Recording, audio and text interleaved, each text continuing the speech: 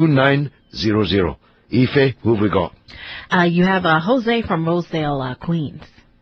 Jose, welcome to the show, my friend. Greetings, my brother. How are you? I'm very well, thank you.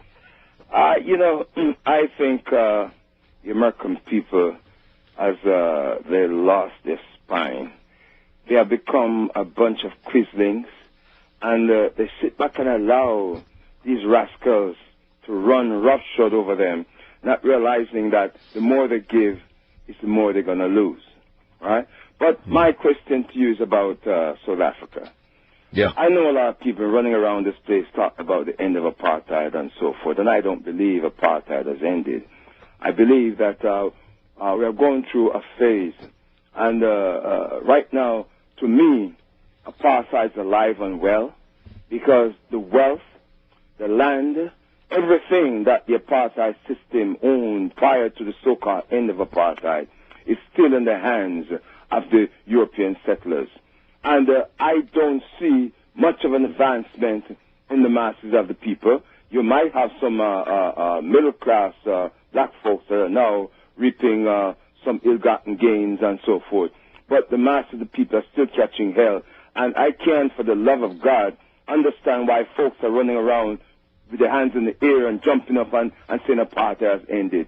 When the justice is meted out to the people who suffered under these foreign invaders, when I see the land is returned to the people and they receive the justice that they're supposed to receive, and all those criminals that are still there in South Africa enjoying the fruits of the ill-gotten gains, when I see that straightened out, then yes, I am tempted to do some rejoicing. But well, look, Jose, just because of the time, I have to stop you. I mean, I admire your spirit, and I admire the articulate way in which you made your points, but I disagree with them. And I think that you're being unrealistic, because the anti-apartheid struggle was to defeat apartheid. It didn't abolish capitalism. And what you're describing now is the existence of capitalism in South Africa.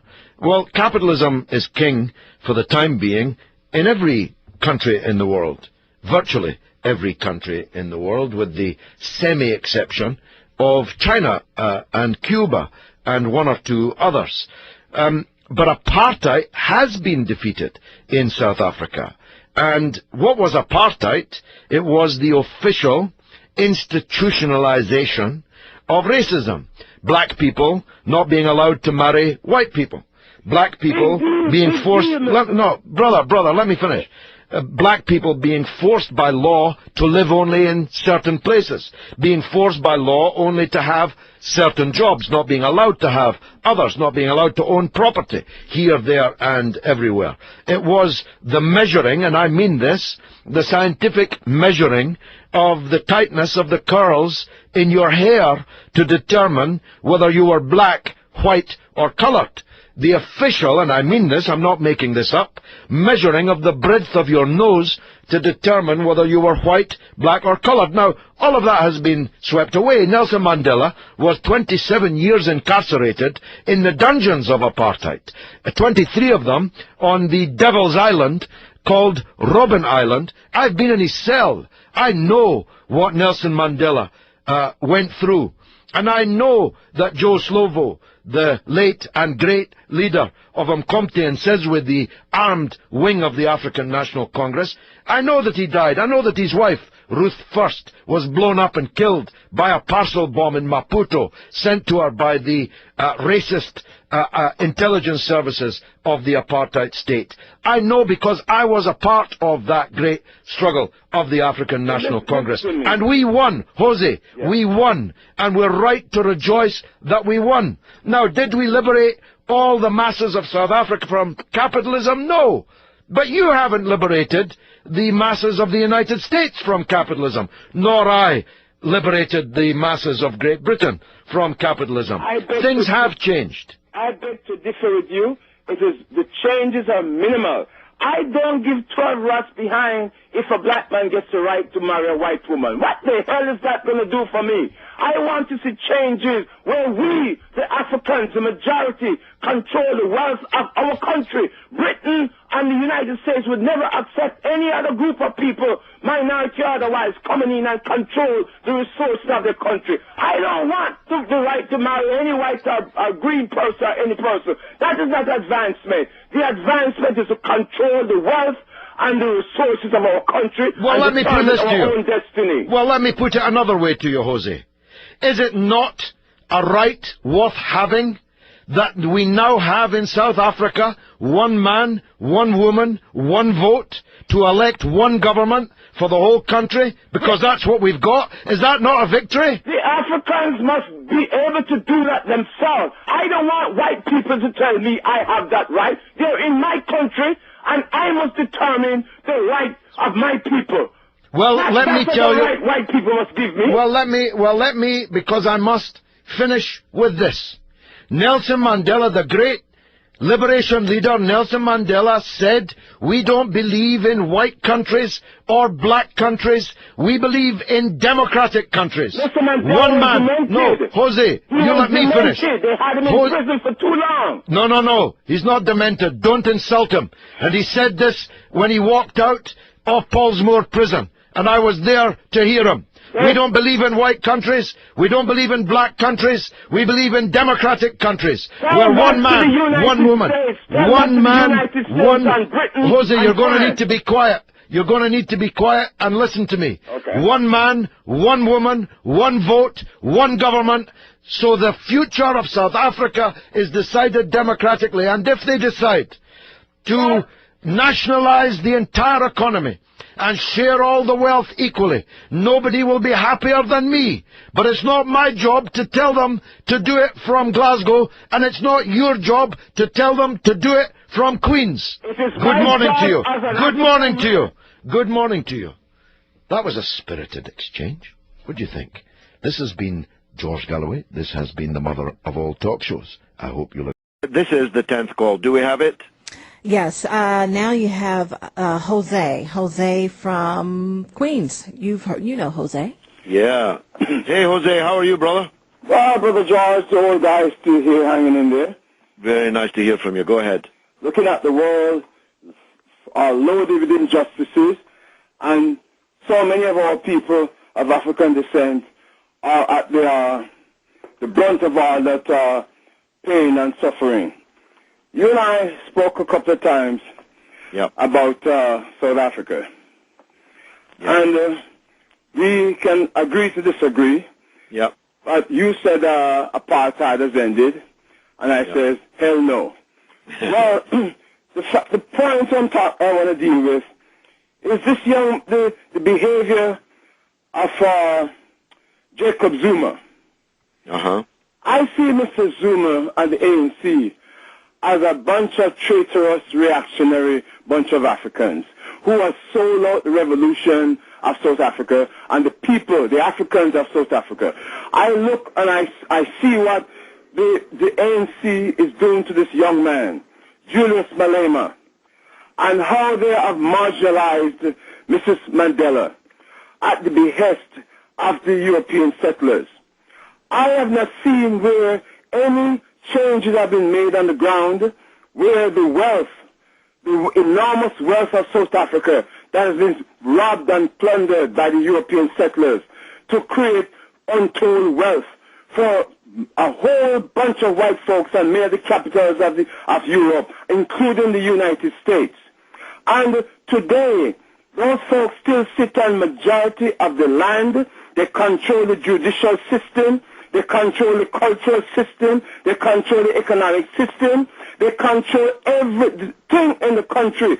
And you have the nerve to tell me that apartheid is over. This young man and the young people of South Africa have seen no hope, and they are fighting for the restoration of the power in their country. And many liberal whites, such as yourself, believe that we as Africans, whenever it comes to fighting for our liberation, we must negotiate our liberation with those who have conquered us at the point of a weapon and robbed and stole our land and our wealth.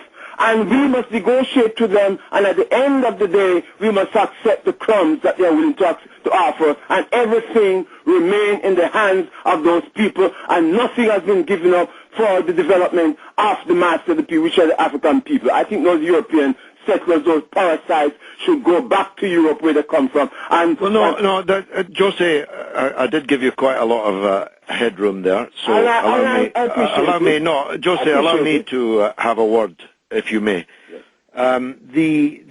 First of all, never confuse me with a liberal. Don't accuse me of being a liberal. I am not a liberal.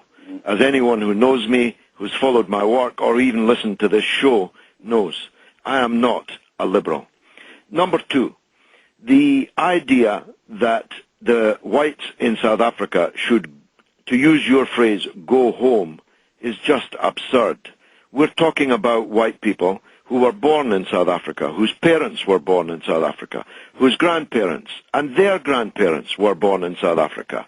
The idea that they should be forced out of the country in which they were born to go home to a European country that their ancestors left maybe hundreds of years ago is just absurd, as well as being, of course, a recipe for chaos.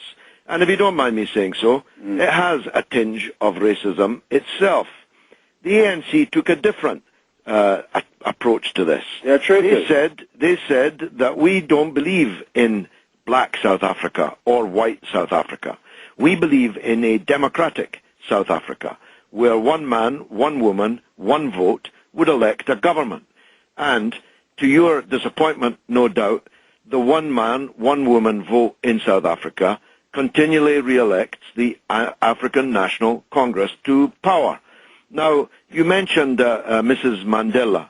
I presume you mean the former Mrs. Mandela, yes. Winnie Mandela. Yes, yes. Her fall from grace was a fall engineered by the members of the African National Congress themselves. Right. It's they who don't elect her to the positions of power you would no doubt allow her to see. Similarly with the former leader now of the youth wing of the ANC. He has been, according to the democratic norms of the African National Congress itself, which led the struggle against apartheid in South Africa, has been removed from his position. And if you would like me to, though I really wouldn't care to, adumbrate the crimes of both Malema and Winnie Mandela and the personal enrichment and aggrandizement of both, I could do it, but it's not my wish to do so. The truth is, you can set up your own party in South Africa, or people like you who think like you can set up your own party in South Africa, and you can proselytize for the monoracial vision you seem to have and see how you get on. But don't expect the ANC to change its approach to suit you when that's not the approach that they have agreed upon. Now, if you're saying to me that though apartheid has officially and legally ended and been obliterated from the pages of history, economic apartheid still exists in South Africa. Of course it does, which I've conceded to you over and over again. But economic apartheid exists in the very city that you're sitting right now. Economic apartheid exists in all capitalist countries in which some people, and especially racial and national minorities, live lives that are very far from the lives led by the elite. So the South African revolution still has a long way to go. But we must all find our way forward, and one must persuade others to follow us on that way forward. Your approach, I can assure you, as someone regularly in South Africa, doesn't have many takers at all. Anyway, yeah, go on. Now, you mentioned, I like the way folks like to talk about this democratic process. We live here in this country in a so-called democratic process where it's one man, one vote. But when you look at who controls who we supposedly vote for, If you think this democratic process is going to work in the interest of the masses of the people, well, take a look at Wall Street and all over this country where people are rising up and looking at the oppression that this democratic process is heaping down their head. And if the Africans in South Africa sit back and believe that under Jacob Zuma and the ANC and the white apartheid system in South Africa, that Africans will ever be free to control the economic destiny of their country, then I have 2 bridges in Brooklyn to sell them. One is called the Brooklyn Bridge, and one is called the Manhattan Bridge. I can sell it to them real cheap. Thank you, my brother. Okay, Jose. Let's leave aside the question of votes, and let's talk about mass power. If you called for a demonstration, a rally, an occupation in favor of all the white South Africans, quote, going home to the country their ancestors left hundreds of years ago, trust me, you'd be a lonely guy out there trying to sell your bridges. Now, let's take another call. Ife, who lucky for some? Yes, Rashid from Mount Vernon. Rashid, welcome to the show. Yes, blessed brother. How are you today? Very well indeed. Good to talk to you again. Go ahead. Okay, I wanted to comment on what the brother said about South Africa. You'd be surprised. A lot of people feel that the Europeans need to leave. They just don't get a voice. But that's just crazy. I mean, first of all, they're not Europeans, Rashid. You're not. Listen, if your child is born in New York, we'd claim that they were an American. Why would you say that somebody who's lived in South Africa, their families lived for 300 years, 300 years in South Africa, you're still calling them Europeans? Yeah, but I was born in New York, and I'm an African. I don't care if I was here a million generations. Yeah, but you insist on your rights as an American, don't you? Rashid, you insist on your rights as an American, don't you?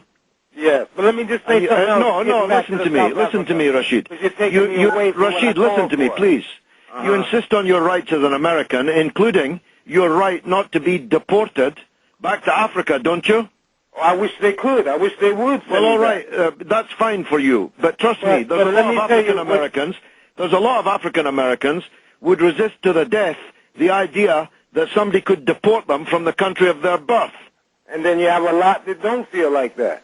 Well, don't get a voice. There's a whole lot of us want to go back. As a matter of fact, we are back. We have. What's stopping you from going back? What's stopping you from going back? For me right now, I owe the government money. They won't even let me have a passport. Well, that's a good idea then. That's a good reason to leave. Right, but then I don't. You can listen to me on the internet. How can I leave? I have to hijack a plane. I'm not going to do that. No, well, I mean, if I were you, I'd start saving up for the flight back to Africa if you feel like that. But most African Americans want to stay in America, thanks very much. And they've got every right to. I wanted to make to you was about the South Africa. They let Mandela it's too late now, Rashid, because you spent too much time on the preceding foreplay, as it were. It's been marvelous for me. I hope it was for you. And if it was, then come back next week. Ife, is that the end of the show? Yes, it is. It was fun. In that case, I had a whale of a time. I hope you did. Come back next week at the same time, same place, and bring somebody else with you. We've got to make this radio show grow. This has been George Galloway.